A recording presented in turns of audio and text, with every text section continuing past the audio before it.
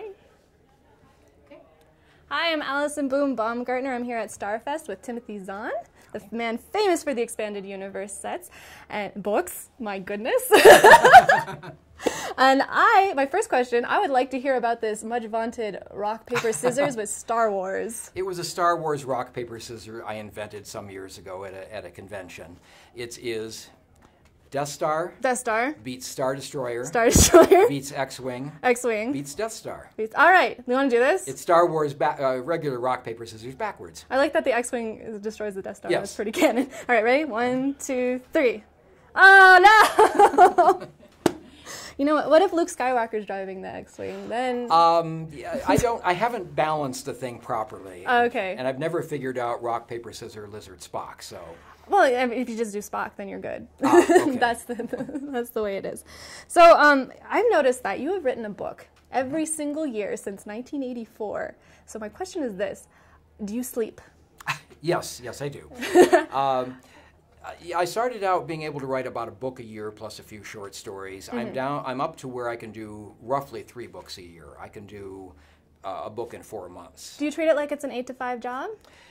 It's more of a 1,000 to 1,500 words a day type job. I don't do the hours. Mm-hmm.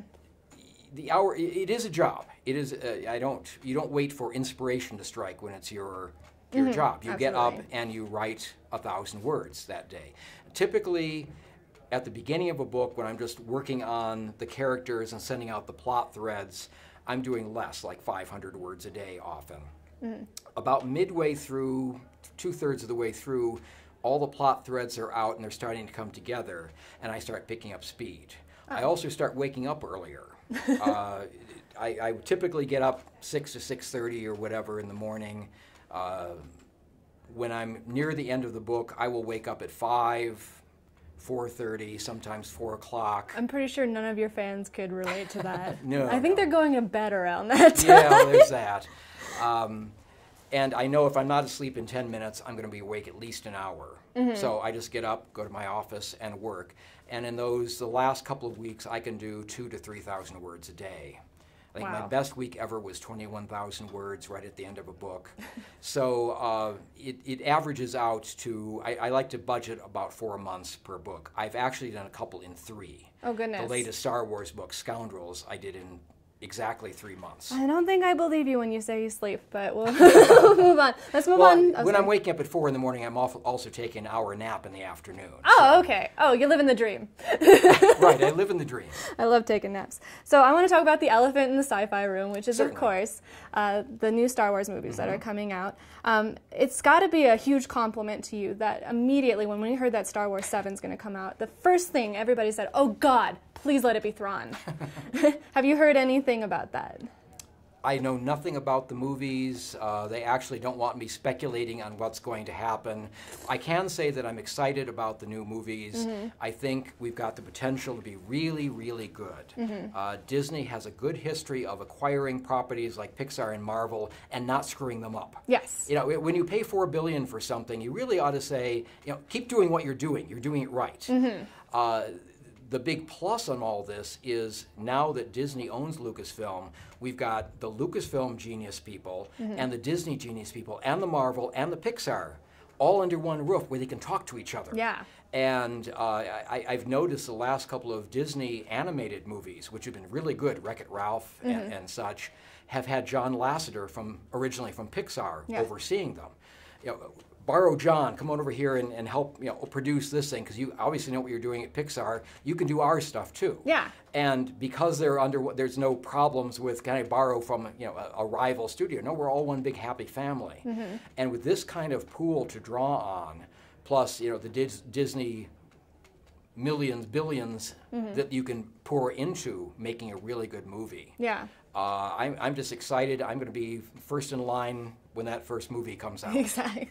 But it must be a huge compliment, though. Yes, it is. Just because Thrawn... Did you ever expect Thrawn to be such a Star Wars icon? To be honest, nobody knew if those books would go anywhere. Nobody knew in '91 whether Star Wars fandom was even out there, because Star Wars fans were very quiet. Yeah. Because there was nothing to grab onto. That's true. Nothing to make noise about. The Thrawn trilogy proved that the fans were still out there, still eager for Star Wars. So we not only did I not know Thrawn or Mara or Card would be a big hit, we had no idea whether the books would even hit anything or would kind of sink quietly without a trace. So that's the long answer. The short answer is no, I had no idea. Yeah. And frankly, I don't know when I finish a book if it's any good. Because I know the characters, I know the character arcs, I know the plot twists. I can't judge. I know it's as good as I can do. Yeah. But I can't tell if anybody else is going to like it. So you always need that validation. I always need okay, the editor likes it. That's a good start. Yeah. But there are, thousands of fans who are going to put down good money and spend a sizable chunk of a couple of days reading this. Can I deliver? And I don't know. I never know. So when something like Thrawn or Mara really takes off, it's a wonderful surprise, but it's always a surprise. Yeah, I was very happy that Mara really took off because I felt there's not enough female characters in the series. I have to ask though, how does it feel to go from being canon to pretty soon you're not going to be canon anymore? Is that a strange feeling to you? Lucas, when you write for Star Wars, everything you do is Lucasfilm's property. Yes. Whatever they want to do with it, that's their right, and it's their property. They're allowed to do that. Well, absolutely. I have had fun playing in their sandbox. If they move the sandbox or drain it and add those little pebbles you get, or the wood chips from playgrounds, and take the sand out and put in wood chips instead, it's been fun. Okay. And I don't know what they're going to do. There's no reason they have to destroy the expanded universe. There's no reason they have to acknowledge the expanded universe. Their property, they get to choose what they're going to do with it. So we might just have to start thinking it as an alternate universe that we love. Might have to. We might have to think of it as some historian really screwed up looking through the records. That's my argument whenever you have something like, well, Han got the Falcon from Lando 3 years before the Battle of Yavin, or 5 years. Apparently, both numbers are in there. Yeah. And okay, well, some historian goofed. Yeah. Yeah, that's the. I'm actually glad that you mentioned that, because when I read your Star Wars expanded universe, it's very clear to me that you must be a student of history. Because when I watched Star Wars, I was like, well, okay, no time in the history of the world has an emperor been killed without a civil war happening. Yeah. Like, it's not going to be Ewoks dancing and happy. So when you're watching Star Wars... It will be for the first 2 or 3 days. Then the Imperials will come back in. Yeah. So it was a lot of the inspiration for writing these books, like watching Star Wars, saying, I love this, but, like, come on, like, the New Republic, it's going to be this massive cluster... cuss word, of politics and people trying to fight against one another. You're going to have all these Jedi problems that are newly introduced, and then the Empire that obviously isn't going to be gone. Was that what you were kind of thinking about? It's something, I think the term I've heard is consequence testing. You take something, and what are the consequences? What are the ripples that are going to come out of this? Emperor is dead. We still got this huge imperial bureaucracy. You've got all this huge military. What's going to happen to it? It's not going to go away. It's going to continue on. There's going to be a power struggle up at the top. New Republic. Not only do we have our Earth-based problems of different cultures, we've got different aliens that start from different physiology and their own emotional, mental, physical setups that are going to be in conflict. It's not going to be a nice, happy, we all agree type of thing. Yeah. And in fact, that was one of the fun things about doing the Hand of Thrawn duology, Spectre of the Past and Vision of the Future. I set up something where everybody agrees there is justice to be done, and we have two very different ideas of what that justice consists of. Yes. Do we punish only the people involved if we can find them? Do we publish the whole race of people, the Bothans?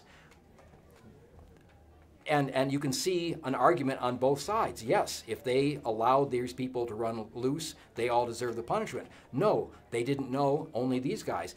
And you can have the same desire for justice, and yet it could start tearing things apart. Absolutely. Because you're seeing it in different ways. So yeah, a lot of the politics and military, I enjoyed reading politics and history a lot when I was growing up, and even now. In school, though, I thought, was your area of study was science related, Physics, though, right? Yes. Physics, that's Physics, what I was going to yes. say.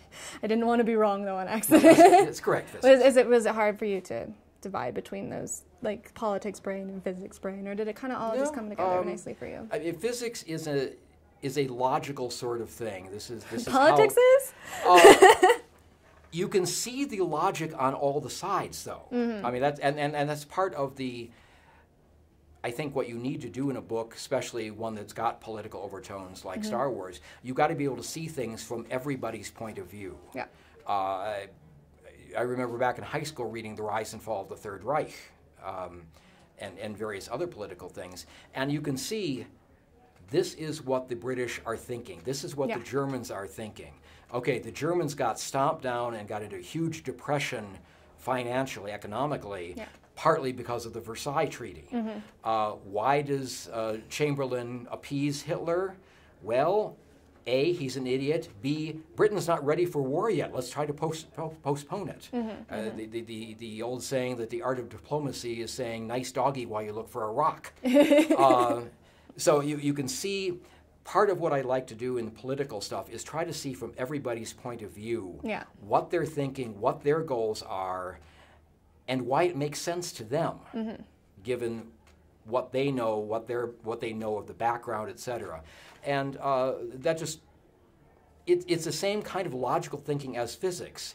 It just involves people and motivations rather than in quirks and muons. Yeah.